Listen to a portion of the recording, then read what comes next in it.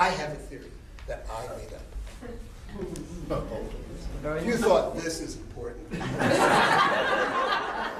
And my theory also has one of these.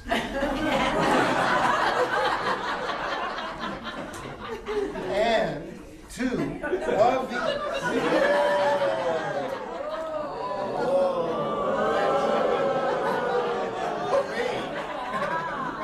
Do you want any further information? Yeah. Take that. That's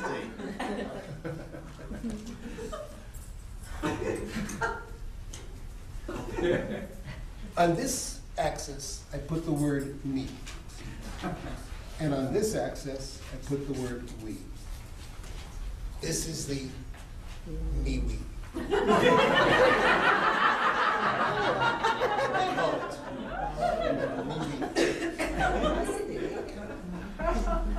Now, there are times when we feel very me, and there are times when we feel very we.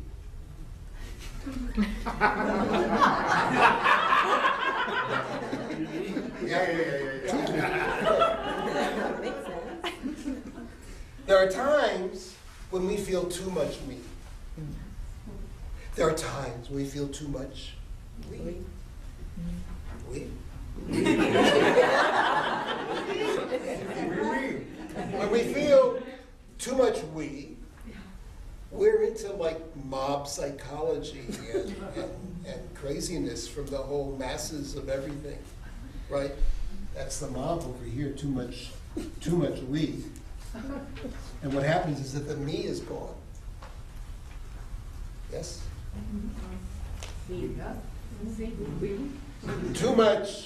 Too much me, and we get into something, I think if I were a psychologist, I would call it alienation.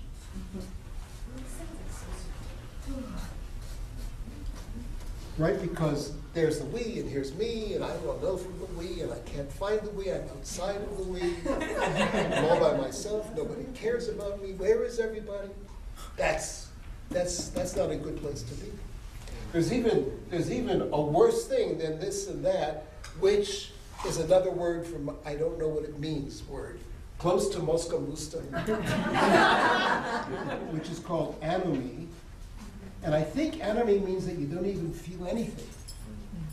You're so beyond, you're like really, oh boy, with the me, you're so into the me, so isolated, that you just can't connect even with yourself because you've become so alienated. And the same thing is true when you get so much into the we. So it's like, I mean, we do a lot of things to get people into the we. We get people to march, right? I mean, it's very cool. When you march, you don't feel so much like you're marching into enemy fire. Right? Because you're marching and you're all, hey, we're all marching together. And but I'm still marching and there's everybody else, I mean, it's just really amazing because it does transform your psyche. You stop thinking about the me in this situation, even though people are getting shot right around you. You are part of the big we. And the same thing is true over here. Right? That you get so isolated. So that sometimes being in the me is very important. Sometimes you want to direct people back, focus on yourself, meditate, separate yourself from all the other people. That's good for a little while, but then it gets, if you take it too seriously, all of a sudden you're lost. So, then comes the whoopee channel here, where the me and the we are somehow so in balance, so nicely together, that I have a name for it. And I would call it whoopee, but that's not it's your term. I call this Coliberation.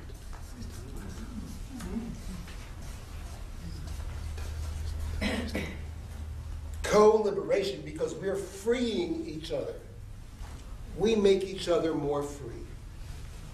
It's like when I'm with my wife, and somehow I mean, sometimes it's just like smiling at her and see her smiling at me. Sometimes it's making a meal together. There's something about it where we feel freer to be ourselves. We so much recognize the me that each of us is, that our very union celebrates the separateness, the uniqueness of each individual. That's co-liberation. I've experienced that a few times, even in business meetings. You know, where like suddenly, like you find yourself talking, you didn't really mean to be the one that was talking, but you find yourself talking and you're in the meeting, everybody's very quiet. And you notice that they're really paying attention to you. And the more they pay attention to you, the more brilliant your words seem to be. You know, all of a sudden you find yourself really in some other plane of intelligence that you can hardly ever access by yourself, because there's a co-liberation going on. They are freeing you to speak from the depth of your wisdom, to speak from the depth of your understanding. And you, because you're speaking to them, are freeing them to question you if they wish, to respond to you, to be present in your understanding. That's co-liberation. Co-liberation is where you want, is what makes laughter yoga work. Because if, God forbid, you were laughing alone, it would not be such a good thing. If God forbid, everybody was laughing so hard that they forgot themselves, it would also not be a good thing. But if they're laughing so hard because they are feeling that they're being laughed with,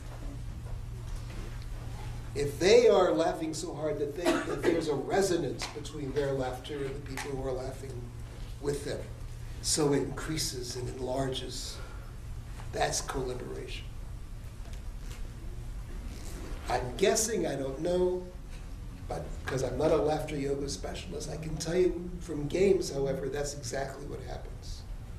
When you're playing a good game, when you're having fun, there's this amazing experience of co-liberation.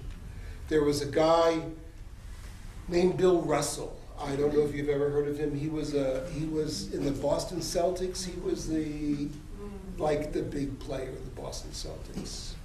And he was talking about playing. He was in the championship, and he was playing a game against some other team. And he reports this. He wrote a book called Memoirs of an Opinionated Man. Isn't that cool? And he was talking about that particular game, and he was saying, you know, as much, I mean, it was for the what do you get when you win the basketball trophy thing? It's not the Heisman, it's not, what do you get? You get a lot of money. It's a championship. So it was the championship game. And he said, I couldn't help feeling unhappy that the other team wasn't playing better. Right? All the extrinsic motivation, all the potential reward that he could have gotten, he didn't. It was not worth to him playing a game that didn't feel like a real challenge, because the co-liberation was gone. Because in a good game, the co-liberation not only comes from your team, but from your opponent. So that's what I wanted to talk about.